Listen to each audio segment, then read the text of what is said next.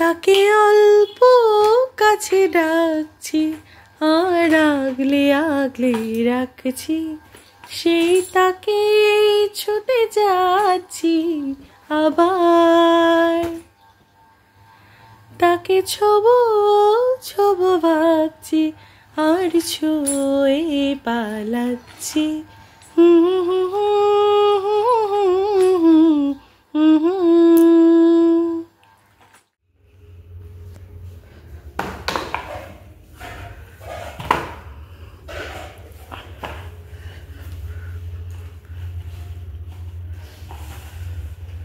বাহ, কি সুন্দর দেখেছো, বেগুনটাকে গুছিয়ে তুলে রাখলো।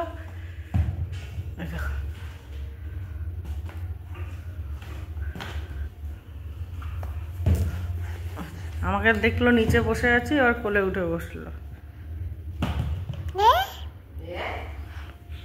সোনা মা না এটা,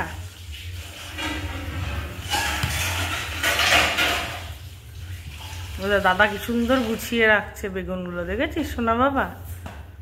দাদা মনে হচ্ছে একটা শিল্পী মানুষ হবে, সুন্দর করে ছেলে খুব গুছিয়ে রাখে। ওই দেখো, ওই দেখো বেগুনগুলো কুড়িয়ে কুড়িয়ে নিয়ে আসছে।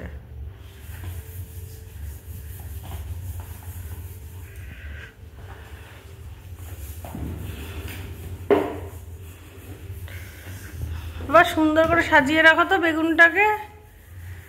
আমরা বেগুনগুলো খাবো না, তোমাদের হচ্ছে খেলার জন্য রেখে দেবো নাকি? হ্যাঁ দেখ দাদা কি সুন্দর বেগুনগুলোকে সাজিয়ে রেখেছে, দেখেছিস সোনা মা?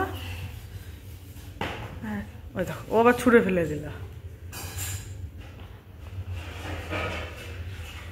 এসব উল্টো, মেয়েরা কোথায় গুছিয়ে রাখে আর এখানে ছেলে গুছিয়ে রাখছে।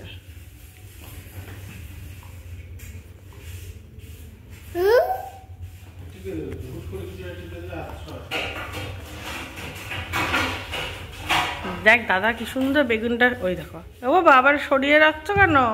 গুছিয়ে রাখবে, পছন্দ হয়নি এই সাজানোটা? বিশাল ব্যস্ত। মেয়ে বলছে মাথা নাড়ে পছন্দ হয়নি। যাও শোনো মা, তুমি একটু দাদার মতো করে গুছিয়ে রাখো তো দেখি।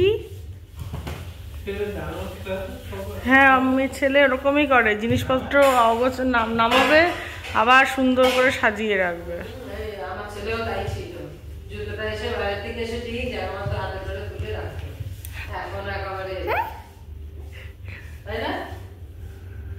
না না না, তোমার ছেলে এখনো খুব সুন্দর গুছিয়ে গাছিয়ে রাখে।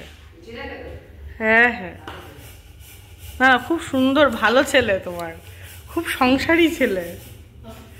আমার বরের মতো বর পাওয়াই যায় না, তাই না বলো শোনা মা? তোমার বাবার মতো বাবা আর একটাও নেই। এই যে সোনা বাবাটাও তার বাবার মতো গুছিয়ে কাজ করবে। এই যে আমাদের পাকুরাম, এটা যে বেগুন, বেগুন নিয়ে খেলা, এত চারিদিকে খেলা রয়েছে তার না, তাই সেটা নেবে না, বেগুনটা তাদের পছন্দ হয়েছে। ওই যে এই শোনা মা, দাদা তো বেগুনটা সাজিয়ে রাখলো, তুই আবার সব ফেলে দিচ্ছিস।